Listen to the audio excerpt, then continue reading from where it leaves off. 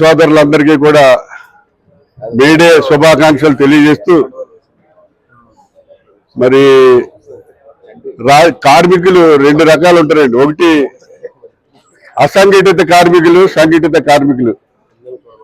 అసంఘటిత కార్మికులు అంటే ఆటో డ్రైవర్లు కానివ్వండి, లారీ డ్రైవర్లు కానివ్వండి, క్లీనర్లు కానివ్వండి, వీళ్ళందరూ కూడా అసంఘటిత రంగంలో వస్తారు.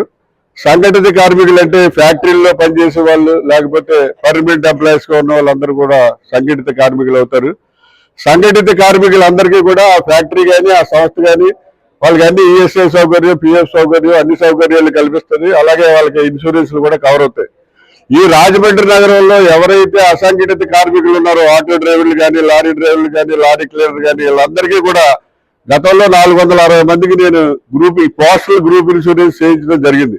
ఇప్పుడు ఈ సందర్భంగా మేడే సందర్భంగా వైఎస్ఆర్ పార్టీ తరఫున వాళ్ళందరికీ, రాజమండ్రి సిటీలో ఉన్న అందరికీ కూడా, అసంఘటిత కార్మికులందరికీ కూడా ఈ పోస్టల్ గ్రూప్ ఇన్సూరెన్స్ చేయిద్దాం.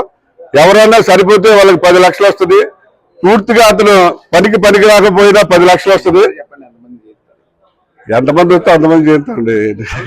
చేశారండి, ఇక్కడ తగ్గేది లేదు. తర్వాత అలాగే వాళ్ళు చనిపోతే పిల్లలకి 2 లక్షలు చొప్పున ఎడ్యుకేషన్ కూడా వస్తుంది. ఎవరైనా యాక్సిడెంట్ కనుక, ఒక అసంఘటిత కార్మికుడు యాక్సిడెంట్ అయితే అతను అంబులెన్స్ లో కానీ దేనిలో తీసుకెళ్ళడానికి 5,000 ఇస్తారు. Immediate hospital expenditure 60,000 rupees immediate hospital expenditure ఇస్తారు. ఇలాగా వాళ్ళు ఎప్పుడు ఊహించలేనటువంటి స్కీమ్ అది. యాక్చువల్ గా ఆ స్కీమ్ లో వాళ్ళందరికీ కూడా, మరి అసంఘటిత కార్మికులందరికీ కూడా జగన్ గారు అధికారంలోకి వస్తే వాళ్ళందరికీ కూడా ఇన్సూరెన్స్ చేయించడం జరుగుతుంది. అలాగే రెండోది ఏంటంటే, పేపర్ బిల్ విషయంలో కూడా నిన్న మొన్న కొంతమంది స్టేట్మెంట్లు ఇచ్చారు. జగన్ గారు వచ్చారు, వెళ్ళారు, ఏం చేయలేదని. పేపర్ బిల్ విషయంలో జగన్ గారు, భర్త గారు ఉన్నారు, నేనున్నా, చాలా క్లియర్ గా చెప్పారు.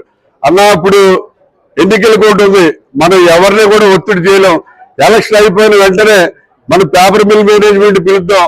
అలాగే ఇక్కడ యూనియన్ వాళ్ళు కూడా కూర్చోబెట్టి వాళ్ళకి ఓల్డ్ అగ్రిమెంట్ కాడి నుంచి ఏదైతే ఏరియాస్ రావాలన్నా అవన్నీ కూడా వచ్చేలాగా మళ్ళీ ఫ్రెష్ గా మంచి అగ్రిమెంట్ చేద్దాం.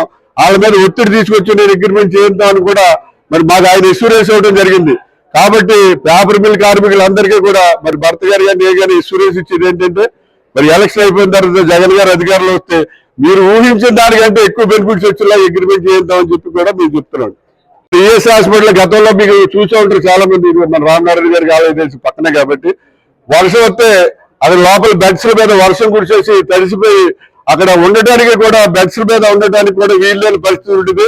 అటువంటి పరిస్థితిలో మన ఎంపీ భర్త గారు 100 కోట్ల రూపాయలు ఈఎస్ఐ హాస్పిటల్కి శాంక్షన్ చేయించి ఈవేళ మన ఉమ్మడి తూర్పుగోదావరి జిల్లాలోనే సూపర్ హాస్పిటల్ లాగా 100 బెడ్స్ హాస్పిటల్ అక్కడ నిర్మించడం జరిగింది. మీకు ఎవరైనా ఖాళీ ఉంటే చూడండి, ఆల్రెడీ ఆల్మోస్ట్ రెడీ అయిపోయింది, ఓపెనింగ్ సిద్ధంగా ఉంది.